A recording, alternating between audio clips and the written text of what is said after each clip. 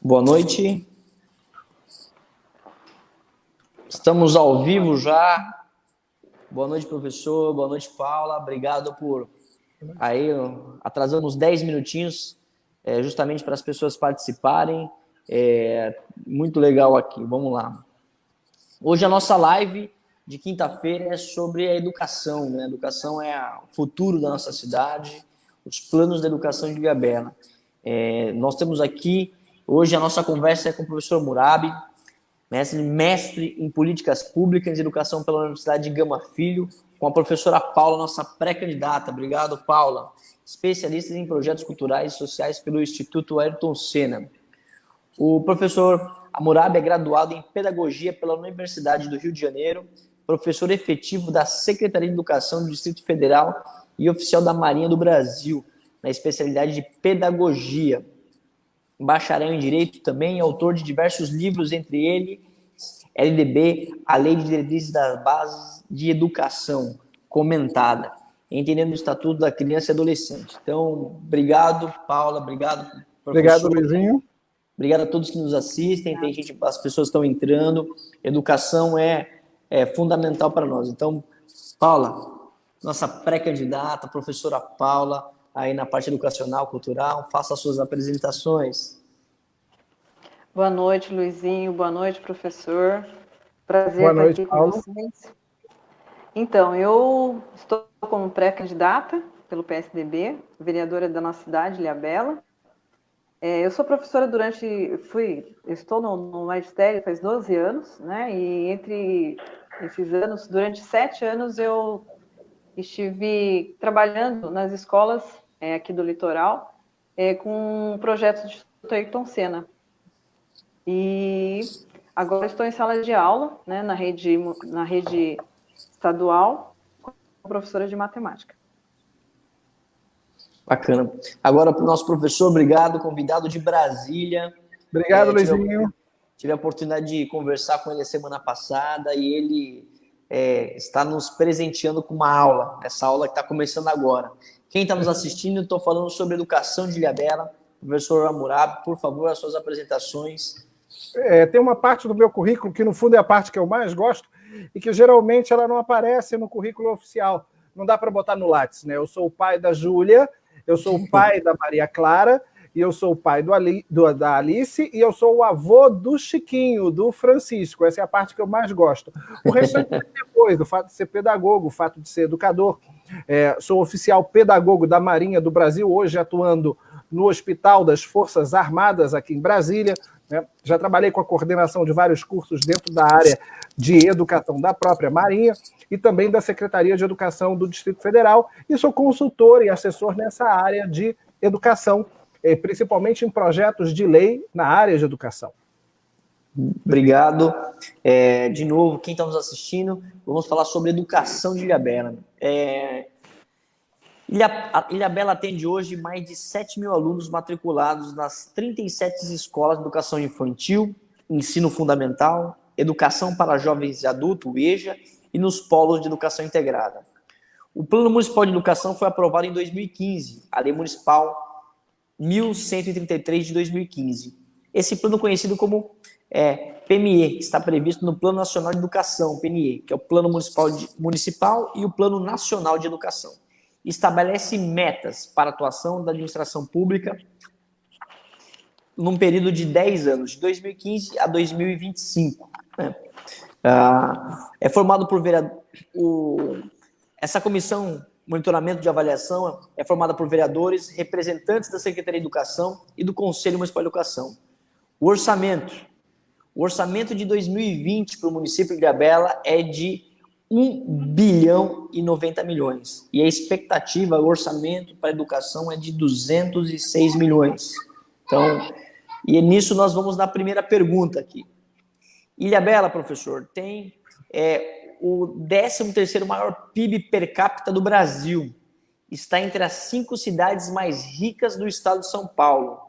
Considerando o número de habitantes, mas os nossos índices média de educação básica, o IDEB, que acaba sendo divulgado, mostra que ao invés de avançarmos, né, nós regredimos. Como profissionais da educação, como vocês enxergam essa relação entre o orçamento da educação, né? E eu queria entender por que, com mesmo esse orçamento, a gente não consegue alcançar os melhores índices. Então, eu passo aí para vocês, são professores, para nos ajudar a buscar isso no próximo governo. Bem, Luizinho, tomando aqui a palavra, realmente Ilhabela tem um orçamento invejável em matéria de educação. Eu tive a oportunidade de acompanhar esses números em pesquisa recentemente, e não tem os mesmos resultados ou perspectivas de resultado que outros municípios com menos arrecadação e menos receita para a educação possuem. A questão está nesse binômio. No fundo, esse binômio orçamento e educação, ele não existe. Entre o orçamento e a educação, existe uma fase intermediária, um elemento intermediário que muita gente desconsidera, que é o elemento da gestão. Então, não falamos de orçamento e educação, e sim orçamento, gestão e educação. Porque por mais que você possa ter capital para investir na educação, se não tiver gestão, se não tivermos uma boa gestão, nós não vamos conseguir resultados. Então, qual é o problema? Por que a gente consegue ter uma receita tão grande e resultados ainda pequenos? Porque estamos tendo problemas de gestão.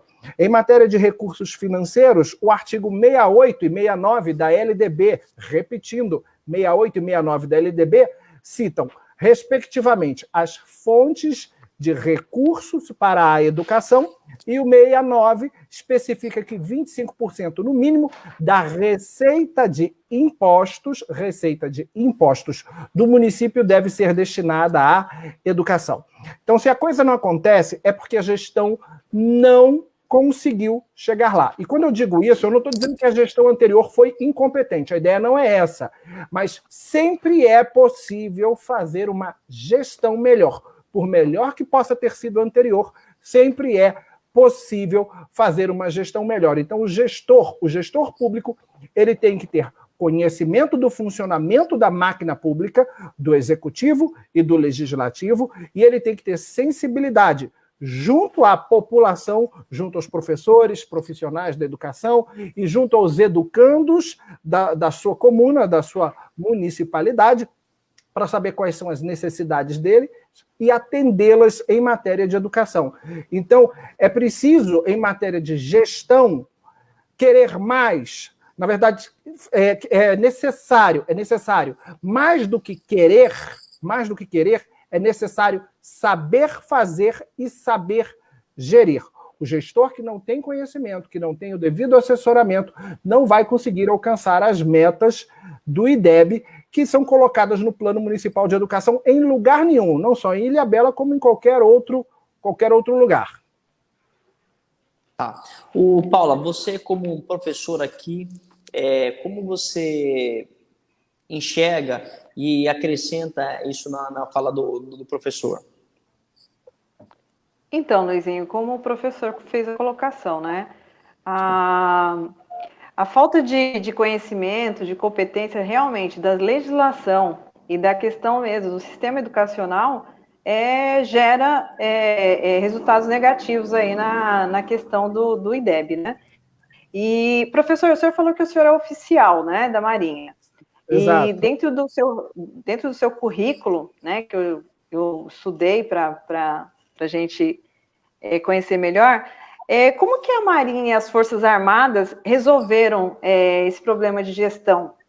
O senhor que faz parte dessa gestão aí da Marinha, como que foi resolvido? Só para a gente ter um pouquinho de base para a educação também. Paula, essa pergunta ela é muito interessante, porque na Marinha especificamente, nós desenvolvemos um programa chamado PROPES, e ele resolveu o problema de gestão e os gargalos de gestão que a Força possuía. De fato, a gente investiu nisso. Então, não basta ter uma boa ideia. Nós desenvolvemos um programa, o PROPES, que atuou na melhoria da gestão através de 3 linhas de ação distintas. A primeira foi o mapeamento de processos. Mapeamos todos os processos dentro da Marinha do Brasil para procurar quais eram os gargalos que existiam entre uma ponta e outra de um processo e eliminar esses gargalos. Isso foi fundamental. Depois, mapeamos as competências que cada cargo deveria ter, que as pessoas que estavam em determinados cargos deveriam ter para estar ali naqueles cargos. Então, houve primeiro um mapeamento de processo, depois um mapeamento de competências que as pessoas deveriam ter para estar nos cargos, e, na sequência, começamos a nomear para aqueles cargos e colocar naqueles cargos pessoas com as competências previamente mapeadas. E, eventualmente, quando precisávamos ou quando tínhamos uma pessoa que estava, de repente, em uma posição ou em uma função e ela não tinha aquela competência necessária para estar ali, competência no sentido técnico, profissional, para elas nós desenvolvemos as chamadas trilhas de aprendizagem, onde ela pôde fazer cursos de formação e aperfeiçoamento e treinamento para poder estar naquela função de direção, chefia, assessoramento, à frente de uma tropa, à frente de um grupo, de uma divisão ou de um departamento. Então, nós desenvolvemos um programa que pode muito bem ser adotado pelo município de Ilhabela, nos mesmos moldes, que é um programa de mapeamento de processo, depois mapeamento de competência, depois o desenvolvimento de trilhas de aprendizagem, e com isso melhoramos a gestão. Acabamos com os gargalos que tínhamos no processo de gestão das organizações militares e melhoramos qualitativamente no nosso serviço prestado. Que bacana. Professor, nós estudamos e eu estou aí há 6 meses lendo, estudando, buscando soluções para melhorar a educação do município de Ilhabela, até porque eu sou pré-candidato a prefeito, e inserir isso dentro do nosso plano de governo. Fortalecendo o que o senhor está falando, professor, é a questão de uma capacitação continuada para os nossos professores aqui da rede, valorizando, e além de você dar essa capacitação, é o monitoramento. Eu acho que você monitorar o que está sendo aprendizado, até para você tentar diagnosticar aonde é o problema, se a sala de aula está adequada, se o espaço está adequado, de que maneira isso. E uma questão que você está falando, que são os procedimentos. Se a gente conseguir fazer o procedimento, é fundamental. Eu acho que a educação é a transformação, mas eu acho que fornecer uma qualificação continuada para os professores, um espaço, e criando um critério, índice municipal. A gente falou do IDEB, do SARESP, uma do Estado. Por que não, com tudo isso que o senhor está falando, criar o quê? Índices municipais, para a gente conseguir atingir as nossas metas e monitoramento isso. O que você acha desse tripé que eu falei? Eu achei muito legal essa questão que tem na Marinha, mas o tripé aqui da qualificação profissional, eu acho que é a capacitação do nosso professor. Olha, sem dúvida nenhuma, não vai haver melhoria em educação em nenhum lugar do país sem a melhor qualificação e capacitação, não só do professor, Luizinho, mas do profissional da educação como um todo. Porque a gente, quando fala em educação, a gente pensa sempre direto no professor, Sim. Mas generaliza isso. A qualificação e a capacitação, ela vai desde a merendeira, desde o vigia, do segurança, mesmo que ele seja de uma firma terceirizada, ele tem que ser qualificado, ele tem que ser capacitado, da merendeira ao vigia, ao professor, ao supervisor, ao coordenador, a implementação, a gente vai falar daqui a pouco, porque eu e a Paula fizemos uma pesquisa aqui do Plano Municipal, Municipal de Educação, e não achamos a figura do orientador educacional no Plano Municipal de Educação, não foi, Paula? Isso, professor, é uma das questões bem importantes aqui para o nosso município e para a qualidade do nosso ensino. Pois é, esse é um gargalo, porque um profissional que é indispensável para o bom funcionamento das engrenagens da instituição escola é o orientador educacional, que tem atribuições que são, inclusive, privativas.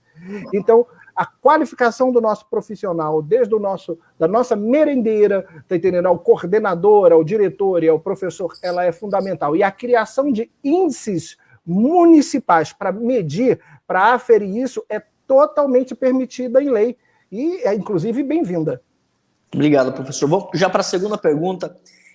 Quais são os desafios? Né? Você começou já falando dos desafios. Quais são os desafios para elevarmos a qualidade da educação no arquipélago?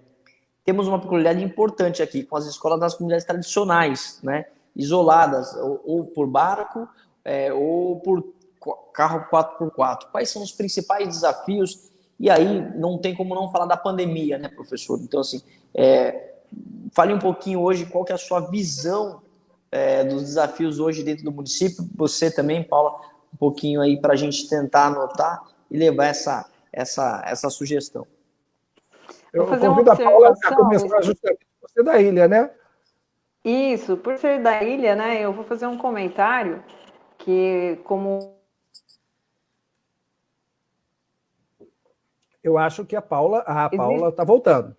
Tá voltando, Paula, voltou. deu uma oscilada, começa do zero. então, no nosso diálogo, né, professora, a gente observou algumas questões aqui, principalmente agora em 2020, nas eleições, que existem muitos gestores aí que estão, ex-gestores, né, que estão candidatos, e que é bom a gente pegar e observar que a qualidade do ensino nessa gestão, com muita troca de secretário, e com certeza vai, né, negativamente aí atingir a qualidade de educação da cidade. Mas o professor, eu gostaria muito que o senhor citasse a questão de ser uma ilha, a questão geográfica de Ilhabela. O que o senhor tem, assim, visão, como o senhor já conhece aqui, né? Como que afere isso daí na educação do nosso município? Olha, é curiosa a situação de Ilhabela, ela é muito peculiar, porque ela é uma ilha só no sentido geográfico, Paula. No sentido humano, no sentido político, no sentido social, a Ilhabela não é uma ilha, ela não está desconectada do mundo. Os problemas da educação que existem em matéria de educação no mundo inteiro são os mesmos problemas da ilha. E as soluções que podemos levar para a ilha, a despeito das peculiaridades, e óbvio, há peculiaridades, nós podemos encontrar essas soluções já postas em prática em outros lugares que têm peculiaridades similares. Ninguém precisa inventar a roda. O que a pessoa precisa é ter conhecimento e buscar esse conhecimento e trazer para a ilha. Em termos práticos, o que a gente pode fazer para melhorar a qualidade da educação na ilha sem inventar a roda? Porque já existe, já está sendo feito. E a gente pode, ao longo da nossa conversa, ir aprofundando. Por exemplo, muitas pessoas nunca ouviram falar da metodologia 5S. Daqui a pouco eu falo o que é cada um desses S's, mas da metodologia 5S implementada nas escolas. A metodologia 5S nasceu no Japão, logo num contexto pós-guerra, pós-Segunda Guerra Mundial, foi utilizada inicialmente nas empresas e logo depois em outras instituições como órgãos públicos, inclusive escolas, e é utilizada em escolas no Brasil, e ela cria um ambiente, uma cultura institucional na escola que favorece a aprendizagem. Então, isso é uma boa prática, com um custo mínimo, se não dizer, talvez até quase que zero, que melhora a qualidade da educação em qualquer ambiente, a despeito das peculiaridades do ambiente. A adoção de boas práticas que estão sendo difundidas, boas práticas escolares que são difundidas por outras escolas que já fizeram, também ajuda na melhoria da qualidade, como, por exemplo, a realização de assembleias que levam em conta a participação dos alunos, professores e comunidade escolar para a tomada de determinadas decisões de interesses gerais. É o fechamento de ciclos, o trabalho com projetos, o trabalho com oficinas de aprendizagem, levando em conta, inclusive, voluntários e artesãos locais atuando junto à escola. Pequenos projetos e pequenas iniciativas que já dão certo em outros lugares, que também têm peculiaridades similares à da ilha, podem ser adotadas para melhorar a qualidade do serviço prestado, mesmo nessas comunidades mais isoladas, sem necessariamente interferir ou desvirtuar a cultura dessas comunidades. Obrigado, professor. Para quem está entrando, pode completar, mas só pedir. Para quem está entrando agora, eu estou falando com o professor Murabi e a professora Paula, nossa pré-candidata a vereadora, eu também pré-candidata a prefeito. Vou agradecer as mensagens da Milena, da Thay, da Mônica, da Camila, do Michael, da Natasha, do Clério, da Regina e todos que estão participando aqui da nossa live. Eu acho que é importante, o tema é riquíssimo. Então, quem entrou agora, estamos falando sobre os desafios da educação de Ilhabela. Paula, pode completar. Então, sobre a fala do professor agora, as ferramentas administrativas, professor, elas podem tornar o aprendizado do aluno significativo, né? Pode colaborar e interferir bastante, né? Pelo que o senhor está falando aí, a gente precisa, dentro de uma gestão, pensar nessas ferramentas que realmente são ferramentas que agregam, né, ao ensino, à qualidade do ensino. Sem dúvida alguma, Paula. Pensar e executá-las. É óbvio que a execução, quando ela é inédita, ela vai esbarrar por problemas. O processo é lento, mas tem que ser iniciado. Tudo que começa devagar e começa com tropeços. A maioria das pessoas que estejam talvez nessa live talvez não tenham acompanhado, mas antigamente havia o antigo curso de digitador. Hoje ninguém mais faz curso de digitador ou datilografia. Eu particularmente digito tudo com 2 dedos de uma mão e 2 dedos de outra. Se eu começar a aprender a digitar ou datilografar com os 10 dedos, por óbvio, enquanto eu estiver em processo de aprendizagem, eu vou trabalhar com os 10 dedos mais devagar do que eu estaria trabalhando se eu estivesse usando os 2 que eu estou acostumado. Sim. Em compensação, tão logo eu domine a prática, eu vou digitar com os 10 mais rápido do que digitava com 2. Então, a implementação de novas políticas e novas práticas, elas sempre têm um período de resistência, elas levam um período para se acomodar, aparentemente, no começo, sempre parecem que não vão dar certo, até que todos a dominem. Quando todos dominam a prática, quando todos dominam a técnica, a gente começa a observar a fluidez dos resultados. Eles começam a ter resultados muito mais rápido, com muito menos esforço. Professor, nós temos uma equipe de profissionais de educação muito comprometida, desde a gestão, professores, auxiliares de limpeza, merendeiras. E sabemos que a qualidade da educação está diretamente ligada à valorização profissional desses profissionais, especialmente os professores que estão na sala de aula. Eu gostaria que você falasse um pouco sobre as políticas públicas que podem ser adotadas com essa finalidade. Você já falou que não é só o professor, é toda a equipe, a escola toda, né? Todos os profissionais terem que ser valorizados e capacitados. Mas quais são as políticas públicas que nós podemos efetivamente fazer para que isso aconteça? Eu convido a Paula a introduzir uma resposta. Sim, Lá, eu sempre coloco assim, né? Como eu estou em sala de aula, a gente faz umas perguntas, né? Se eu desejo que um filho meu, ou um amigo, ou uma pessoa querida, seguisse a minha profissão. E isso daí está muito ligado à questão, será que eu estou sendo valorizada realmente no meu trabalho? Então, eu vejo, aqui no Litoral Norte, professor, eu vejo assim, que existem municípios, né, que os professores são mais valorizados do que Ilhabela. Nós temos um orçamento, como dizem, invejável, né? E a educação, os professores, efetivamente não são tão valorizados como outros municípios. O que o senhor me diz sobre essa questão? Você falou uma frase muito interessante, né? Quando a gente deseja que os nossos filhos, por exemplo, ou as pessoas que a gente ama, sigam a nossa profissão, sigam os nossos passos, isso é sinônimo de que a gente, de fato, está sendo valorizado naquela profissão. Ninguém gostaria de estar numa profissão ruim e quisesse que seu filho seguisse essa profissão, né? Então, se você está assistindo essa live e se você pensa, poxa, eu me sentiria tão orgulhoso e tão feliz que meu filho seguisse a minha profissão e trabalhasse no lugar que eu trabalho, então você já se sente valorizado. Se você ainda não tem esse sentimento, é porque falta algo ainda para o seu sentimento de valorização. Então isso é muito importante. Mas eu vou falar da valorização como um todo. Você tocou num ponto muito importante. Nós temos municípios perto de Ilhabela que tem uma renda per capita por aluno menor do que a de Ilhabela, e que Sim. pagam mais para seus professores, que pagam muito mais para os seus professores. Então, talvez uma revisão no plano de cargos e salários do professor e do profissional da educação de Ilhabela seja bem-vinda na próxima gestão. Isso pode ser muito interessante. Como eu tinha dito para você anteriormente, eu fiz um levantamento do Plano Municipal de Educação e vi que não existia a figura do orientador educacional. O orientador educacional, isso é uma coisa muito curiosa, Paula. Em matéria de lei federal, estamos falando aqui de lei federal, só existem duas profissões que são regulamentadas em lei federal, em matéria de educação. Uma delas é o professor de educação física. O professor de educação física tem uma lei que o ampara. Então, ele existe em lei federal. O outro é o orientador educacional.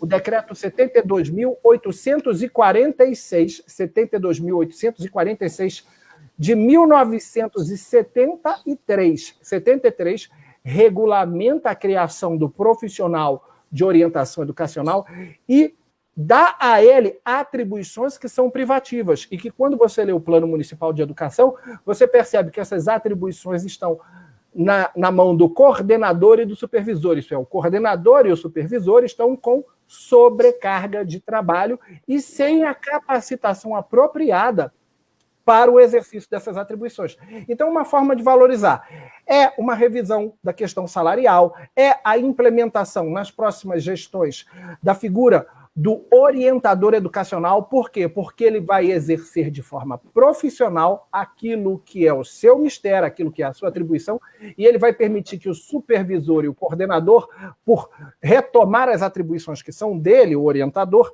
permitir que o supervisor e o coordenador atuem melhor, porque eles passam a ter mais tempo para desenvolver o trabalho que é típico de um supervisor e de um orientador. Outra coisa é a revisão do ambiente escolar, do clima institucional. Daí a ideia que eu mencionei anteriormente, que é a adoção do programa ou da metodologia 5S, que tem origem lá no Japão, formada de 5 palavras em japonês que começam com S, entre elas Seiri, Seiton, Seizo, Seikitsu e Seitsuke. Eu não falo japonês, mas são essas as palavras. Traduza. Primeiro que é o Seiri, que é o Seiri, seria o senso de utilização. Né? Seiri é senso de utilização. Vem para o Brasil essa metodologia e o Seiri é utilizado como senso de utilização. O Seiton é utilizado como senso de organização. O Seiso, senso de limpeza. Né? O Seiksetsu, o senso de padronização, e o Shitsuke, o senso de disciplina. Isso é, o senso de seguir as regras e seguir as normas. Nós temos vários trabalhos acadêmicos e várias instituições de ensino no Brasil que já implementaram o 5S e que em pouquíssimo tempo o clima institucional e a cultura institucional melhorou sensivelmente. Então, adotar como política pública no município a adoção, por exemplo, da metodologia 5S pode ser uma resposta. A implementação, a gente conversou muito, eu e Paula, sobre a implementação, depois ela vai falar com mais detalhes, de uma escola de governo municipal. O artigo 39 da Constituição, ele determina que a União, os estados e o Distrito Federal tenham escolas de governo para capacitação e aperfeiçoamento de seus servidores. Não obriga os municípios a terem, mas faculta àqueles municípios que puderem ter escolas de governo para formação e aperfeiçoamento de seus servidores em geral, que o tenham. Então, Ilhabela tem as condições para ter a própria escola de governo para a formação e aperfeiçoamento dos profissionais, não só da educação, mas de todos os profissionais do serviço público de Ilhabela. Então, quando a gente fala de políticas públicas, a capacitação é uma delas também. Tá? A implementação de programas, e isso é muito importante, um programa próprio de cuidado com a saúde mental dos profissionais da educação. Por quê? O profissional da educação, ele é um profissional muito sensível e ele está muito sujeito ao ambiente e às alterações do ambiente. Nenhuma pessoa da área da educação, efetivamente, nenhum professor é um ser insensível. Tá? Então, estamos muito sujeitos às questões ambientais que nos cercam e isso nos causa sim, em determinados momentos, um sofrimento que a gente precisa compartilhar. Então, programas de cuidado e saúde mental ou profissional da educação são indispensáveis no mundo de hoje. Seriam essas algumas das políticas que a gente pode começar a minutar e colocar no papel para a próxima gestão na educação em Ilhabela. Perfeitas condições. Pode falar, Paulo. Pode falar. Professor, o orientador educacional, ele atuaria em cada escola? Ele seria um para cada escola?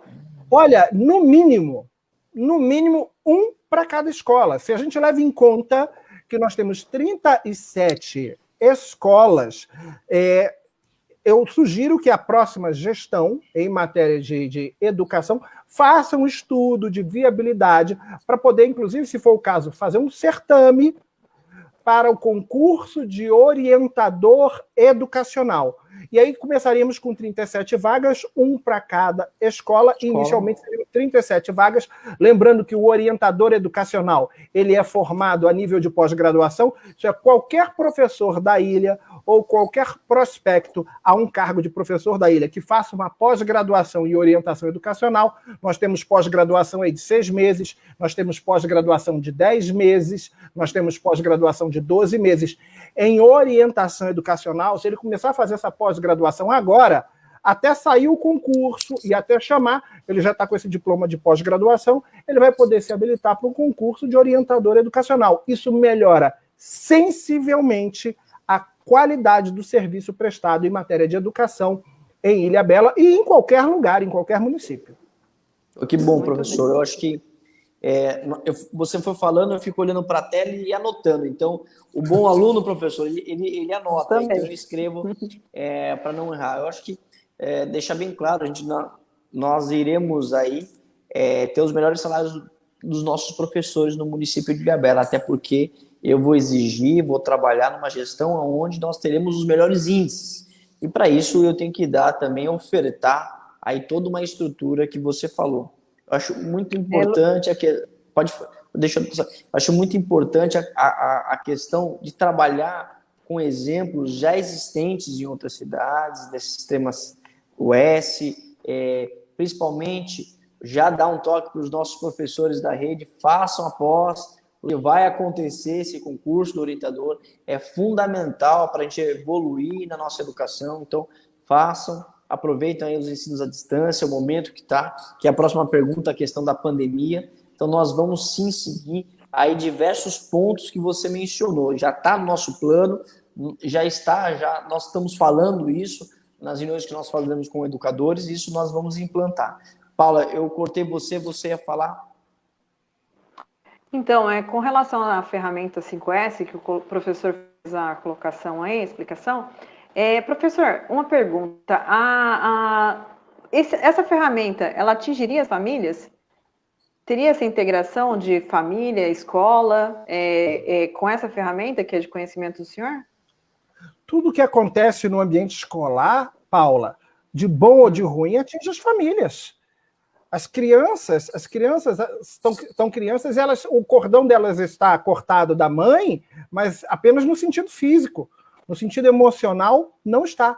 E hoje em dia, se você levar em conta a dinâmica moderna, os pais aprendem tanto ou mais com os filhos do que os filhos com os pais. Se os filhos, dentro de uma escola que adota a metodologia 5S, desenvolvem boas práticas ligadas à disciplina, ligada ao cuidado pessoal, ligada à higiene, ligada ao comportamento, esse conhecimento que eles vão assimilar, eles vão levar para casa, eles vão levar para o clube, eles vão levar para a igreja, eles vão levar para qualquer ambiente que eles estiverem presentes e, a partir daí, eles vão influenciar o ambiente também. Então, sem dúvida, a adoção de qualquer política pública positiva no ambiente escolar, ela transforma não só o aluno, como a família do aluno.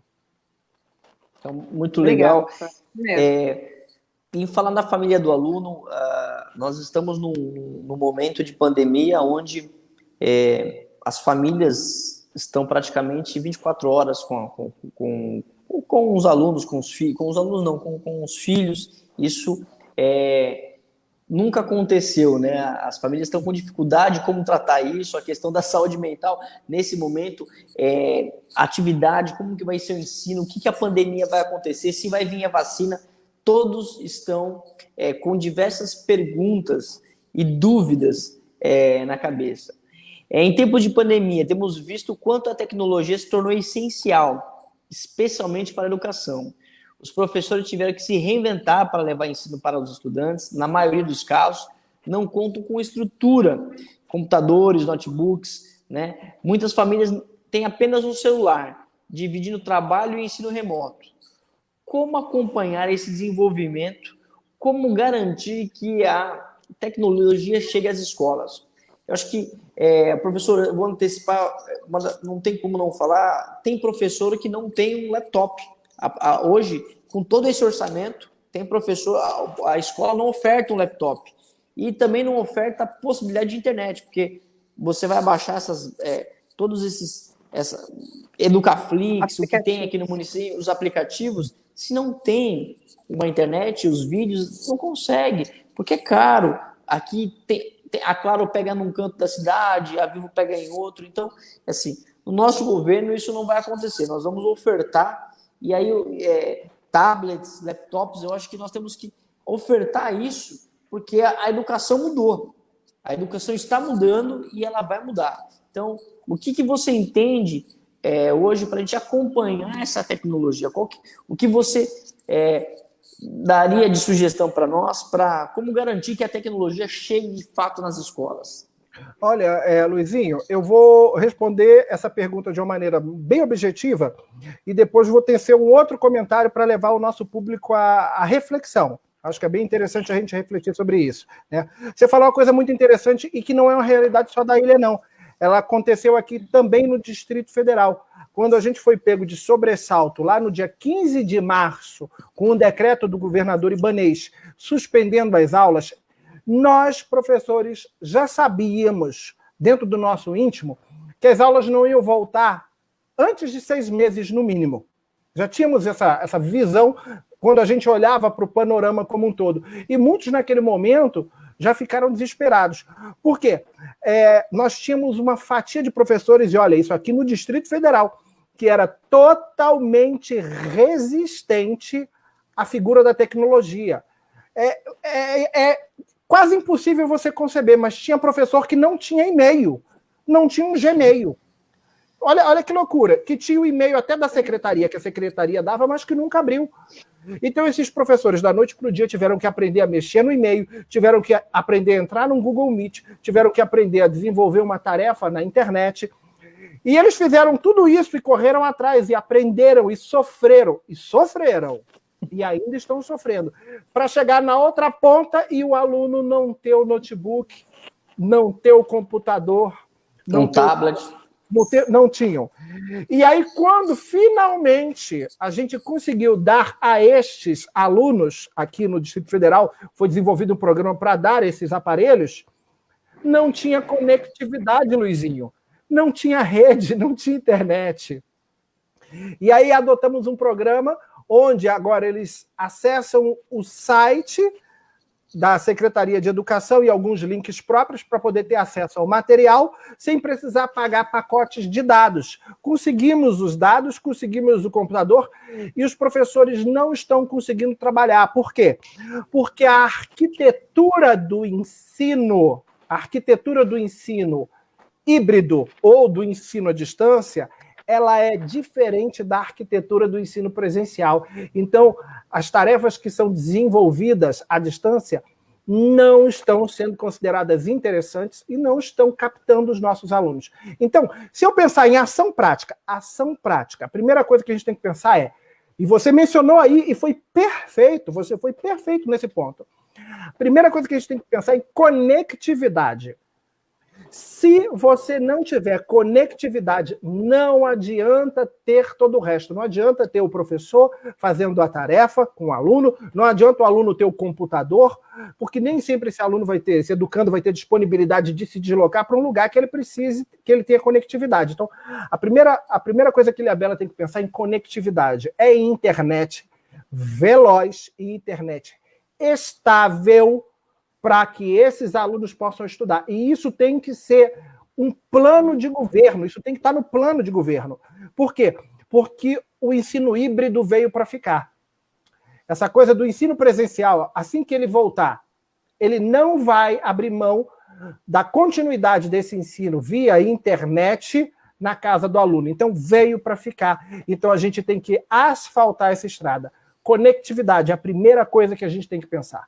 E enquanto a gente pensa em conectividade, no outro ponto, a gente tem que capacitar os nossos professores para eles construírem uma rede lógica de ensino, para que eles entendam que a arquitetura do ensino híbrido e do ensino pela internet, ela é diferente do ensino presencial, de forma que eles possam produzir conteúdos interativos, e isso é fundamental, e conseguindo, assim, proporcionar experiências de aprendizagem. E aí, só aí, por último, a gente tem que focar na democratização de equipamentos.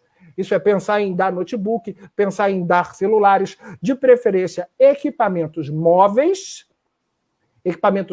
e equipamentos transparentes. O que eu quero dizer com equipamento transparente?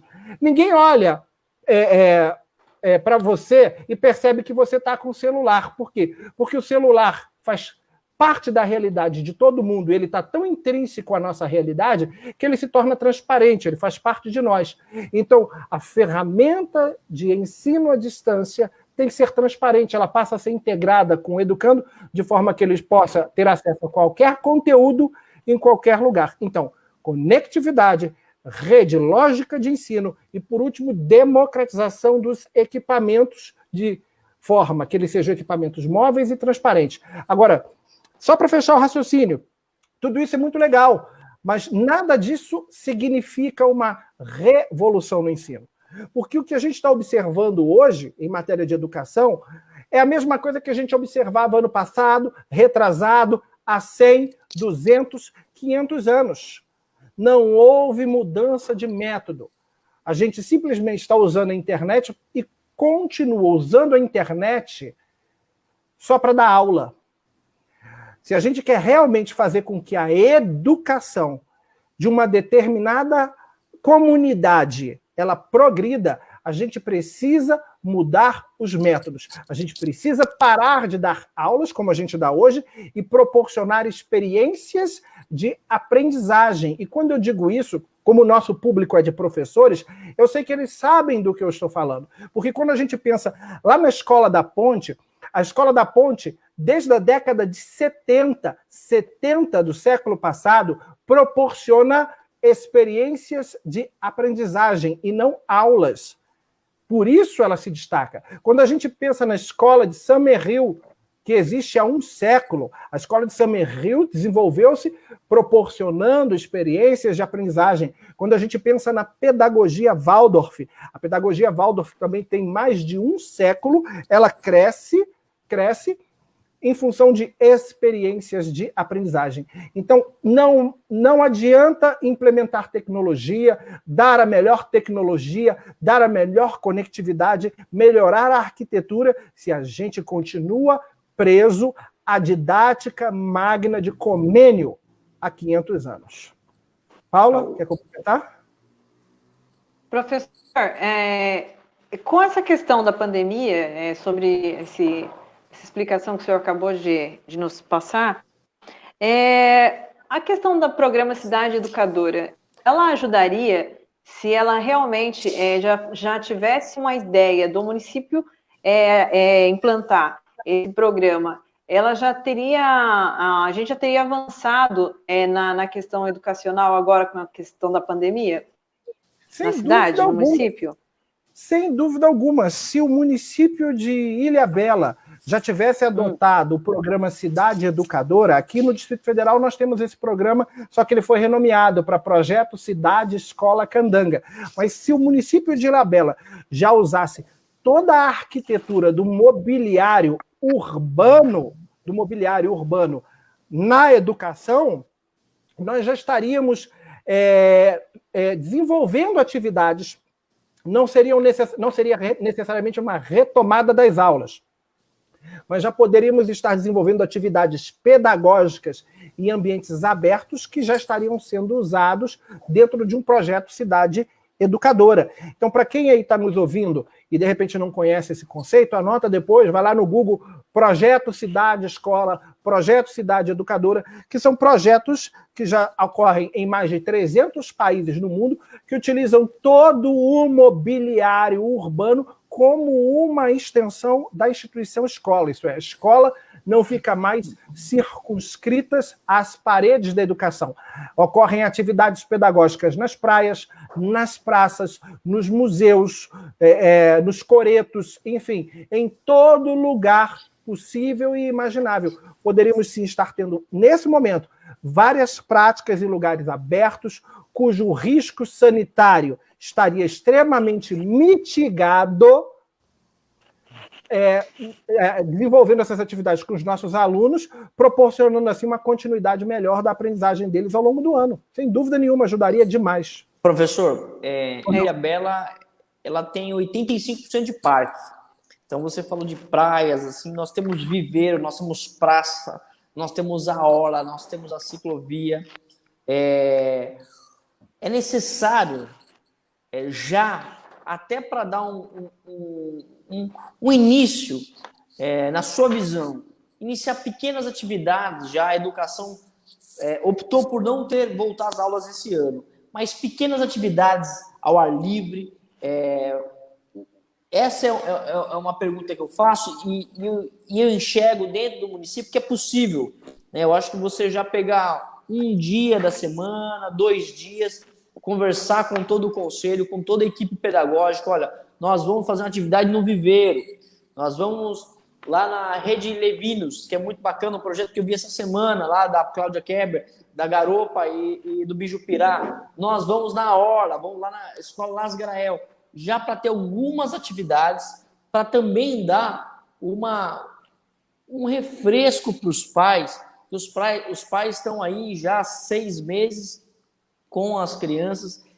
Tem pai que tem facilidade, tem mãe que não, tem mãe que precisa trabalhar. Agora começou a atividade, eu estou lutando para que volte 100% da hotelaria, da gastronomia, do comércio, porque é isso que movimenta a nossa economia. Professor, o que você enxerga se já não poderia estar fazendo algumas atividades para estar preparando a nossa educação para o ano que vem? Sem dúvida alguma. Eu não diria que seria uma retomada das aulas. Seria algo que tem que ser muito bem estudado, isso tem que ser muito bem preparado. Não seria uma retomada das aulas, mas o desenvolvimento de atividades pedagógicas em áreas abertas, como praças, parques, praias, atividades principalmente ligadas à questão física, que contasse com o educador físico, porque nossas crianças estão sedentárias. São aí 6 meses de uma alimentação, na maioria dos casos, eu vou falar pela minha casa, de uma alimentação que não tem sido das melhores depois de um tempo, de sedentarismo, e isso vai gerar algum tipo de comorbidade a curto prazo, se não falar em outros problemas ou outras sequelas que as crianças sim podem desenvolver a médio e longo prazo. Então, eu diria que retomada de atividades, não de aula, mas atividades, principalmente aquelas ligadas à questão física, por parte ao ar livre.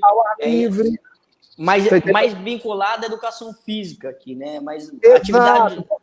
Porque vocês têm esse privilégio, vocês têm isso na mão, muito município não tem. Vocês têm um espaço aberto, você tem uma área ventilada que proporcione isso. Então, você pode sim, atividades voluntárias, você vai ver que o povo virá, não vai contar como falta, não vai ser falta ou frequência. Você vai ver que os pais vão levar seus filhos para ter o prazer de ver seus filhos, de repente, se desenvolvendo, correndo, fazendo alguma atividade coordenada por professores de educação física, professores de arte, atividades artísticas. Tem um filme muito interessante, que todo professor conhece, que se chama Tare Zameen Par, que é um filme indiano de Bollywood, né? Como estrelas na Terra, toda criança merece o céu. Esse é o título do filme. Né? Como estrelas na Terra, toda criança merece o céu. Esse filme está aí até no YouTube. E no final do filme você tem um grande concurso de pintura dos alunos da escola. Então, os professores de arte podem desenvolver atividades em áreas abertas ou praças, como pequenas atividades de pintura, tá entendendo? Enfim, coisas quadras, nós temos quadra, aqui tem a própria praia, a orla, ela é voltando ao que você falou, da cidade educadora, a própria orla vai se tornar uma enorme sala de aula. É perfeito. Vocês gozam desse privilégio. Ilhabela goza dessa infraestrutura natural que transforma a cidade inteira numa escola. Sim. Professor, eu vou pegar aqui a quinta pergunta. A educação está sempre em movimento. Então, isso que está falando, né? Ela tem que estar em movimento o tempo todo. Nós temos que romper as paredes e pensar em novos conceitos. Eu acho que é isso para trazer de novo o aluno à vontade, né? Ainda mais o jovem, o adolescente, ele começa a ficar distante. A tecnologia, o celular, esse TikTok, o WhatsApp, chama mais atenção que o professor. Imagine, realmente a dificuldade que o professor tem para aprender atenção. A educação é um movimento que ela é feita com pessoas. São os professores, os alunos, os profissionais que fazem a escola funcionar no dia a dia. Além das famílias. Como alcançar um modelo personalizado que atenda às necessidades dos nossos alunos e dos nossos profissionais? De que maneira você enxerga isso, professor? Olha, você falou num conceito que hoje é um conceito que está em voga em todos os segmentos da humanidade, que é o de customização. A gente está customizando a educação, né? Isso é, dando um modelo educacional diferente, conforme a necessidade de cada um. Eu diria o seguinte, eu diria que a gente tem que ousar, eu diria que a gente tem que ter coragem. Ilhabela tem tudo para ser pioneira nisso. A melhor forma da gente criar um modelo personalizado que atenda a necessidade de nossos alunos e dos nossos profissionais, principalmente, e aqueles professores que estiverem assistindo essa live vão entender exatamente o que eu estou falando e vão entender o desafio. A principal medida que a gente precisa adotar para transformar a Ilhabela numa referência mundial, e ela tem condições, sim, de ser uma referência mundial em matéria de educação, é simples, é acabar com as aulas. É óbvio, de uma maneira programada, acabar com as aulas. Esse modelo de aula que hoje está posto é o modelo que Comênio definiu há mais de 500 anos.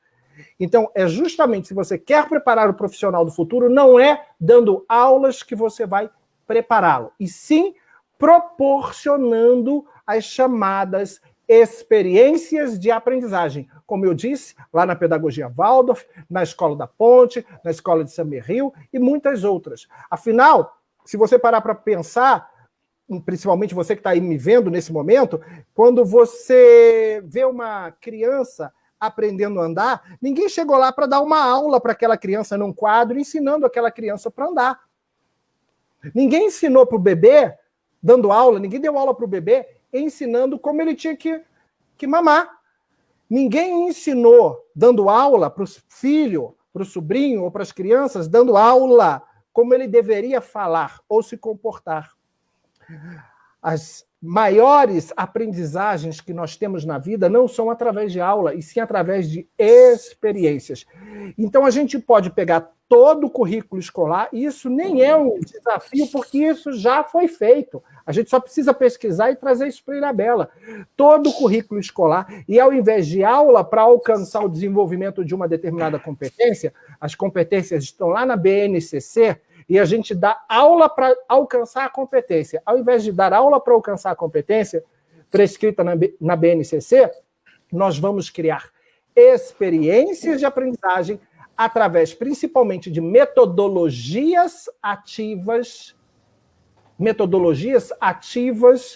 Criamos experiências de aprendizagem que vão proporcionar um salto qualitativo nos educandos e nos profissionais de educação de Ilhabela, o que vão catapultar a educação de Ilhabela a uma das melhores educações do mundo.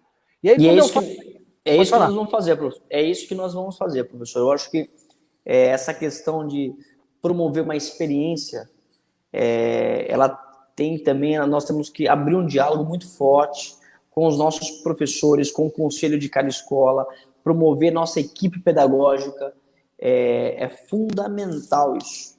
Eu acho que o desafio, além de ter a ousadia, além de ter aí toda essa inteligência, é você abrir um diálogo para a sociedade, abrir um diálogo para todos os nossos professores, a equipe pedagógica, falar, nós queremos trazer um conceito que funciona muito bem em outras cidades, mas nós queremos, além de trazer, compartilhar isso e fazer um projeto que Ilhabela seja referência mundial de educação. A nossa sala de aula vai chamar Arquipélago de Ilhabela, vai ser tudo isso aqui, ó. Como nós vamos fazer isso? Para os alunos entenderem de vento, para os alunos entenderem da mata, saberem a importância de ter uma água limpa, o saneamento básico, e entender o quanto custa o lixo para levar até Tremembé, porque você pega o nosso lixo e leva para outra cidade, e tudo isso nós temos condições físicas, porque aqui é um privilégio morar numa Ilhabela, numa natureza onde 85% é parque, e um privilégio muito grande ter um orçamento, e a nossa equipe de professores é maravilhosa. O que a gente precisa agora é que todos entendam esse projeto, não vai ser fácil, educação, os índices, eles são difíceis, porque a burocracia ela é bem difícil, mas por isso que tem que fazer o quê? Procedimentos, mapeamento, diagnóstico, entender quais são as dificuldades, e é isso que a gente vai fazer. Então, quando você fala sobre isso,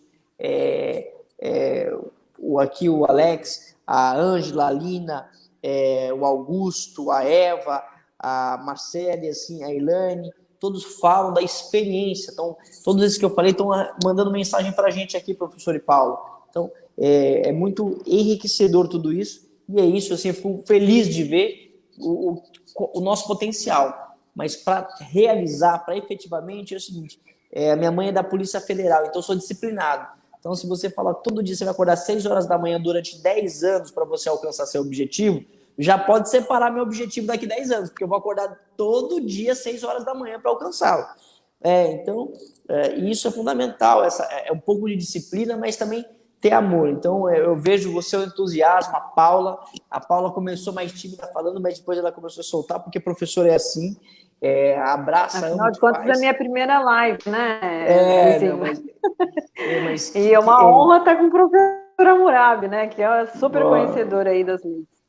Não, fico muito bacana. Uma questão, Luizinho, eu quero só fazer uma colocação com relação a esse contato com o professor Hammurabi, toda a experiência que ele tem de educação, que veio para realmente fortalecer o seu plano de governo, né? Então, e essas políticas que são adotadas por lei e que no nosso município está deficitário aí, vale lembrar que no seu governo isso vai ser atendido.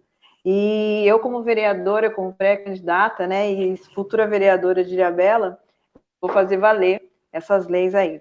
Professor, eu quero fazer uma colocação, mudando de todo esse assunto, somente com relação aos índices, e qualidade de ensino, mas como o senhor é oficial da Marinha, Ilhabela ela tem, né, uma questão forte na questão de formação náutica. O que o senhor pode me dizer com relação à implantação de uma escola náutica em Ilhabela, de uma formação náutica que possa atender os moradores, né, da cidade aqui? Qual é o grande problema da questão náutica? É um problema de paradigma. Muita gente acha até hoje que os esportes náuticos são esportes para rico, né?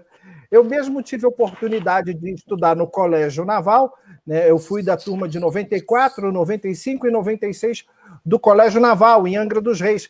E lá eu tive a oportunidade, nos 3 anos, de praticar esportes náuticos. Eu era da classe laser, velejava na classe laser. Então foi quando eu tive o contato, e ali eu perdi o paradigma, porque eu também tinha de que os esportes náuticos eram esportes para rico, né? As pessoas primeiro precisam se dotar né, do conhecimento que o esporte náutico ele é acessível a qualquer pessoa. Se você chegar numa área que tenha esse esporte esteja sendo praticado, há várias formas de permitir que você tenha acesso a ele. Você não precisa ser rico, você não precisa nem necessariamente ter um barco, você pode simplesmente pagar uma matrícula mínima ou ter um programa feito pelo próprio poder público para acessar os programas de formação em esportes náuticos, e são esportes que estão crescendo cada vez mais, são esportes que desenvolvem a psicomotricidade, são esportes que desenvolvem a coordenação motora fina, são esportes que desenvolvem o senso de orientação, são esportes que desenvolvem é um esporte que desenvolve o equilíbrio, é um esporte que desenvolve a liderança. Eu não conheço da minha turma de oficiais, nenhum velejador ou ex-velejador que não tenha desenvolvido a prerrogativa de liderança, porque quando você está com o seu barquinho à vela no meio do mar, você é obrigado a tomar decisões. Então, através do esporte náutico, infinitas competências lá da BNCC podem ser desenvolvidas. Então, quando a prefeitura investe no esporte náutico, ela está investindo pesadamente na educação. Professor, aqui, não sei se o senhor conhece, mas tem um velejador de laser famoso que treina bastante em Ilhabela. Conheço. Eu tive a oportunidade de velejar diversas vezes com ele, eu dei aula de kitesurf, e o irmão dele também, o Macarrão, é o Robert Scheid, então, é campeão mundial aí. Então nós temos orgulho. Aqui é o celeiro onde ele treina. Eu fiquei dando aula de kite 7 anos e a questão de disciplina, liderança, você percebe muito bem. Além de ter uma aula, professor, só a aula de vela, tudo que a vela ela pode trazer. A vela ela tem atividade de lazer aqui. Eu sou autor do projeto do Bolsa Atleta, então é também um esporte de alto rendimento. Mas o fundamental é que aqui gera uma economia, a vela. Então, além de tudo isso que você pontuou, de liderança, de organização, movimento e economia. E a gente tem que ter as aulas de vela e todos os serviços. Aula de velaria, para poder fazer vela aqui. Aula de pintura náutica. Aula de motor, porque na verdade nós temos aqui aula de costura náutica, reforma de fibra, ou seja, carpintaria naval. O nosso tema é Capital Nacional da Vela, e hoje nós não temos nenhum curso gratuito para a náutica, ou seja, é só no nome.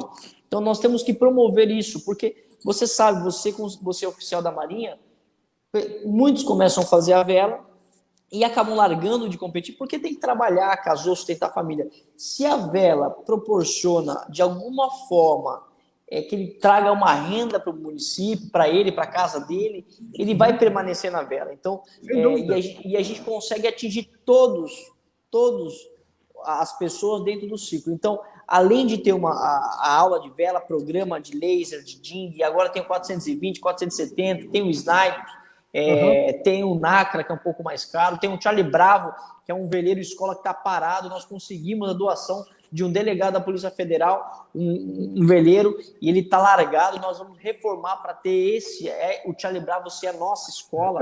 Então nós vamos dar aula nesse veleiro, Luizinho. Vamos dar aula nesse veleiro. Vamos botar a garotada toda nesse veleiro, vamos ensiná-los a velejar nele. Já. Professor, uma das coisas que, para a gente encerrar aqui, nós estamos já chegando a 1h05 de live, para agradecer as pessoas que estão com a gente aqui. Eu consigo trazer a Univesp para cá, uma parceria, né? A Universidade Virtual do município do estado de São Paulo. E como você enxerga ter uma faculdade presencial aqui na cidade? Qual que é o potencial, a importância de ter uma faculdade dentro do município de Ilhabela? Uma faculdade municipal, seria isso? Isso. Uma das coisas que eu mais falo nas minhas aulas, quando eu estou dando aula principalmente para concurso, aula lá sobre a LDB, e aí eu chego lá no artigo 11 da LDB, inciso 5º, tenho ele de cabeça. Está escrito lá no artigo 11, inciso 5º, que incumbe ao município oferecer educação infantil em creches e pré-escolas, e com prioridade o ensino fundamental, permitida a atuação do município em outras etapas em outros níveis, quando ele tiver atendido aquilo que lhe é prioritário. Isso é, pode o município ter, por exemplo, uma escola técnica de ensino médio? Sim. Se ele atendeu a demanda na educação infantil e atendeu a demanda no ensino fundamental, o município tem autorização da Lei de Diretrizes e Bases da Educação, Lei 9394/96, para criar uma escola técnica. Pode o município ter a própria faculdade, a faculdade municipal? Na minha visão, não só pode, como deve. Se o município, como um município de Ilhabela, que tem o 13º maior PIB per capita do Brasil, que é uma das 5 cidades mais ricas de São Paulo, não tem ainda a sua universidade, pegou um pouquinho, deu problema, porque nós temos municípios muito menores. Lá no Tocantins, nós temos a Universidade Gurupi, Universidade Municipal, e o município lá tem muito menos receita que Ilhabela. Em Pernambuco temos, por exemplo, a Faculdade de Ciências Aplicadas e Sociais de Petrolina. E Petrolina, no ranking, está bem abaixo de Ilhabela. Aqui na região central, no Goiás, nós temos a Unicerrado, Centro Universitário de Goiatuba, se não me engano, que é a Unicerrado, e eu acho que ela nem aparece no ranking. Se você levar em conta que nós temos no Rio de Janeiro a Faculdade Municipal de Macaé, em São Paulo, o Centro Universitário de França, nós temos dezenas de universidades municipais formadas por municípios que têm muito menos receita per capita que Ilhabela. Então, Ilhabela não só pode, como deve ter faculdade ligada às suas vocações. Nós temos um município que produz eventos, tudo bem que agora a gente está no momento de pandemia, mas que tradicionalmente tem muitos eventos. Nós temos um município que tem um viés desportivo muito grande. Nós temos turismo, nós temos gastronomia. Então, o que a gente precisa? A gente precisa pensar em fazer uma faculdade de gestão de eventos. Existe faculdade de gestão de eventos para poder coordenar essa questão dos eventos da cidade. Sim. Desporto, na área de desporto, a gente tem educação física e desporto, a gente tem gestão desportiva, a gente tem marketing desportivo, tudo isso são cursos universitários superiores que poderiam ter na nossa universidade. Nós temos uma cidade com uma vocação turística maravilhosa e não temos uma faculdade de turismólogo. Olha. O professor, a gente vê Campos do Jordão, Água de São Pedro, nós fiz diversas reuniões, principalmente com a Paula Souza, com o pessoal do Senac, que tem toda essa capacidade. Foi adquirido um espaço para tudo isso, enfim, não foi feito. Além de a nossa vocação é o turismo, além de você ofertar a faculdade de turismo, de gastronomia, de hotelaria, o que você faz? Você qualifica a nossa mão de obra, ou seja, perfeito, vai gerar maior renda e emprego para a cidade e você movimenta a própria economia, porque a própria faculdade vai trazer um público para cá, um público que vai alugar uma casa, um público que vai consumir nos restaurantes, um público que vai morar, ou seja, esse público é um público de qualidade. Ilhabela precisa ter, Ilhabela, se Deus quiser, e ele vai permitir isso, vai ter uma faculdade nos próximos 4 anos. É nossa visão. E ainda para possibilitar uma porcentagem de bolsa para a nossa população. Eu acho que nós gastamos 8 milhões de bolsa de estudos por ano, com transporte. É possível você fazer uma parceria com o Senac, enfim, e você trazer tudo isso. Então, acho que nós teremos uma faculdade e, em breve, notícias boas para a população, para a gente qualificar e trazer um público com qualidade. Nós estamos chegando... Tem um outro viés aí muito legal. Oi, fala, Paula, pode falar. Eu queria fazer uma colocação com relação a parcerias com os municípios vizinhos na questão faculdade. É possível, professor? Olha, nós temos aí, por exemplo, vou dar o exemplo do município mais próximo, que é São Sebastião, não é isso? Isso. Isso, É possível, estando as políticas públicas de São Sebastião alinhadas com as de Ilhabela, é possível fazer uma faculdade, um centro universitário, inclusive, integrado. Sim. Ilhabela São Sebastião. Né? O que diminuiria o custo, se qualquer um fosse fazer o seu centro universitário em separado, isso teria um custo. Se a gente faz um núcleo integrado, faculdade integrada Ilhabela São Sebastião, estou botando um nome aqui aleatório, mas você pode fazer um centro integrado, isso diminui custo para ambas as administrações e potencializa resultados. Porque tem uma outra coisa muito legal, a despeito de tudo que a gente já falou de bom, que uma universidade ou um centro integrado universitário pode trazer, é a criação de uma cultura institucional científica para a ilha e para o litoral ali de São Sebastião. Sim. Então você imagina, essa cultura institucional, uma cultura científica de pesquisa, você vai ter um outro público ali. Você começa a ter cientistas e pesquisadores frequentando a região. Aí imagina, você está num município como Ilhabela, que 85% dele é um parque estadual, não é isso? Isso. Imagina a riqueza desse bioma sendo pesquisada pelos pesquisadores da própria ilha. Né? Digamos que a gente consiga introduzir um curso de biologia ali e a gente possa explorar esse bioma e todos os benefícios, né? Não é, estou falando aqui exploração científica, tá? Científica, e todos os benefícios das descobertas científicas decorrentes dessas pesquisas serem revertidas para a própria universidade e para o próprio município de Ilhabela. Porque eu garanto o seguinte, o cara vem lá da Alemanha e faz pesquisa aí no bioma de Ilhabela. Sim. Ele vem do Japão e faz pesquisa do bioma aí em Ilhabela. E todos os royalties da pesquisa científica dele ficam no país dele.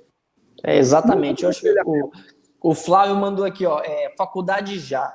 Quem vai ter briga, vai sair no tapa para poder estudar no município de Ilhabela. A qualidade de vida que nós temos, a fauna, a flora, é fundamental.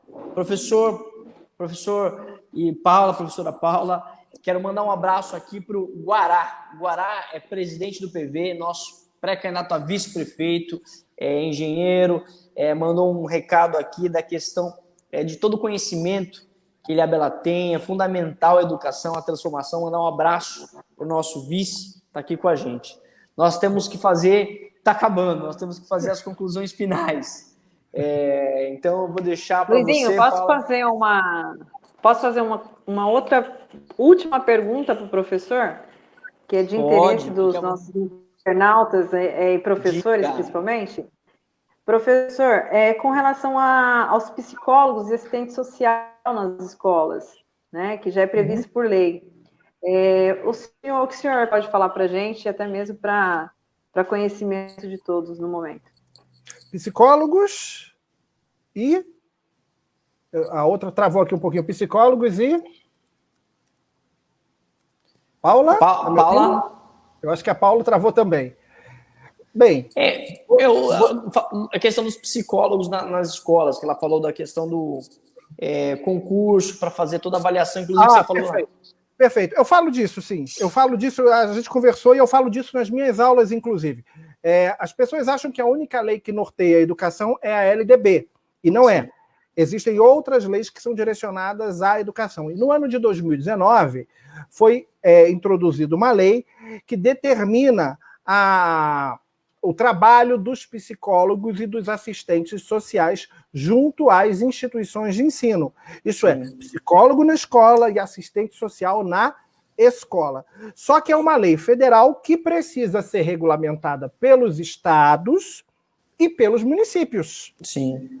Então, cabe ao município regulamentá-la, ela não é auto-aplicável. Então, caberia ao município fazendo um estudo, isso é a atribuição do município, e é necessário que o município faça, e que ele faça um processo seletivo e coloque dentro das escolas a figura do psicólogo e do assistente social. Ou seja, não é pegar o aluno e encaminhar o aluno para o psicólogo ou para o assistente social, não. a instituição tem que ter disponível na Secretaria de Educação o próprio psicólogo, o próprio assistente social, e isso é determinação de lei federal. Muitos municípios ainda não colocaram em prática, mas são obrigados a colocar, a regulamentar e colocar a figura do psicólogo e do assistente social em sala de aula. Era exatamente essa pergunta. Ó, as pessoas estão assistindo aqui, a Paula voltou. A Paula perdeu a resposta. Ela perdeu a resposta, mas aí você volta aí. Ó. Não, mas depois Paula, eu vejo direitinho. Suas considerações finais, obrigado. Nossa pré-candidata professora. É muito bom ter uma pré-candidata como professora para valorizar a educação, para qualificar. Eu acho que é o nosso time, em geral, mandar todos, boa noite para todos os nossos pré-candidatos, todos comentaram, incentivaram. É fundamental isso. Paula, suas considerações finais. Eu agradeço, Luizinho, a participação do professor Hammurabi. Esse tempo que a gente tem dialogado sobre as questões do município ou do litoral norte com relação à educação, foi um grande aprendizado, professor. Eu assim, preciso me preparar bastante, porque a gente precisa cuidar do ensino de Ilhabela, e é isso. Eu acho que a gente agora vai ter uma estrutura melhor com relação ao nosso plano de governo, né, Luizinho? Que efetivamente vai ser de qualidade, e a proposta é muito boa, é séria, e a gente vai fazer valer isso aí. É isso. Muito obrigado, professor. Obrigado, Luizinho. Gostei bastante. Obrigado, Paula. Professor, suas considerações finais. Eu gosto sempre de viajar na hora de fazer umas considerações finais. Nessa hora eu me lembro, por exemplo, de Antoniette de Saint-Exupéry, né? A figura literária que criou o Pequeno Príncipe, e ele tem uma frase que é de cabeceira, que todos nós conhecemos e todos nós amamos. Tu te tornas eternamente responsável por tudo aquilo que cativa. Então, todos nós, no nosso coração, fomos cativados um dia por um professor. Todos nós temos aquele professor, aquela professora que nos apaixonamos um dia, que nos inspirou a estudar, que transformou às vezes aquela matéria que era chata e ruim em algo maravilhoso. E todos nós também somos esse professor para alguma criança com o qual trabalhamos. Então, a gente tem uma responsabilidade muito grande agora nessa eleição, nesse processo eleitoral. Uma responsabilidade para com esses alunos, uma responsabilidade para com a nossa família, uma responsabilidade para com a comunidade em geral. Então, mais do que tudo, vocês que vão definir, vocês professores vão definir a educação, porque o professor ele nunca é só uma pessoa que vai lá e vota.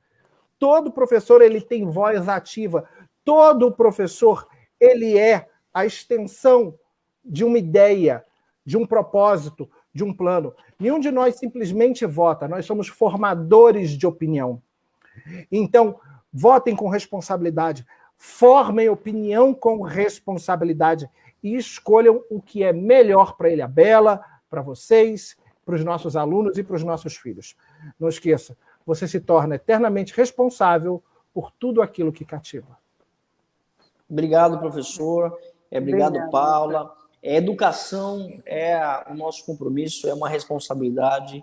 Eu tenho enorme orgulho aí de ter diversos professores e professoras que me lembram todos os dias, famosa tia Zoca, Ivete, professoras que têm o nome de escolas aqui, né? Então, assumindo a responsabilidade, futuro gestor dessa cidade vai ser uma Ilhabela educadora. Uma educadora com experiências educadoras, isso que nós vamos promover. Muito obrigado. Em breve, você vai ter a permanência aqui. Eu acho que, professor, você tem aí qualidades para ser um gestor aí na questão da educação, você tem conhecimento técnico, você tem toda essa experiência. Ilhabela precisa dessa experiência. Espero que no futuro próximo, mas muito próximo, você venha aqui falando e passando e ajudando a construir a educação de Ilhabela. Então, professor, obrigado. Obrigado, Paula. Boa noite a todos os nossos candidatos. E fechado. Um abraço. Tchau, tchau. Boa noite. Boa noite.